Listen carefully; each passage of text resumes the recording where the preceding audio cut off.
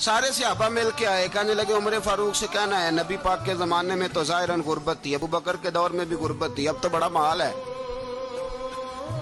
उमर से सिफारिश करो कि उमर नया कुर्ता पहना करे। मुल्कों के सफीर आते हैं, उमर वही फटी पुरानी चादर ओढ़ के और वही कई जगह पे पेबंद लगे सूट पहन के सफीरों के सामने बैठ जाता है। उमर को मशवरा दो, तय हो गई बात। सब ने जब मशवरा दे लिया तो सारे कहने लगे ये बताओ शेर की मूंछ को हाथ कौन लगाएगा?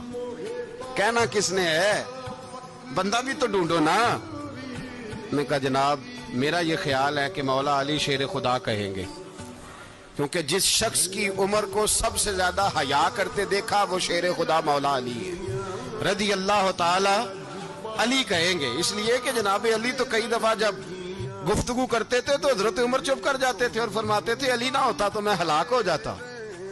तो कहा अली से कहो। जनाब अली शेर खुदा को बुलाया, किस काम के लिए जी? अल्लाह अकबर।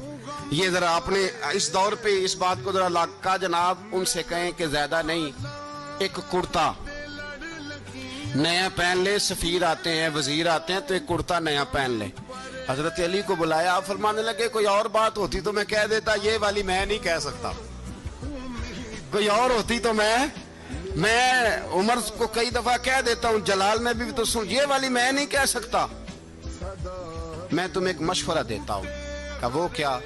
कहने लगे सैयद आयशा सिद्दीका से कहो, वो मोमिनों की माँ है, उमर टालेगा नहीं। अम्मा जी से जाके कहा अम्मा जी नया कुर्ता उमर से कहीं पहन लें, वजीर आते हैं बड़े बड़े लोग तो चलो कोई अर्ज नहीं।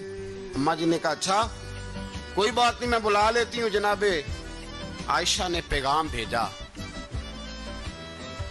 जब खादम ने कहा ना मुस्तफा के घर से पैगाम आया है, तो 20 लोग बैठे थे। उमर कांपते हुए उठे, कांपते दौड़े। हजरत आयशा पर्दे में थी तो फरमाती हैं उमर अत्ताहियात की हालत में बैठ गए। कहा अम्मा जी देर तो नहीं हो गई मुझे आने में? कहा नहीं टाइम पे आ गए हो। किस लिए बुलाया था? कहा